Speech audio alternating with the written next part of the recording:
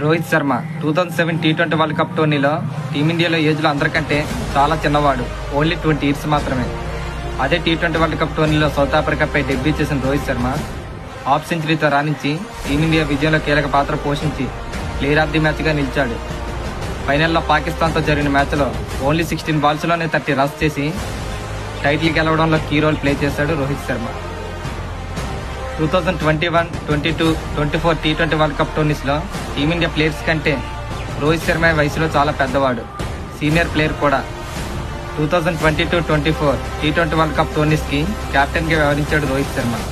2022లో సెమీఫైనల్స్లో England చేతిలో ఘోర ఓటమి.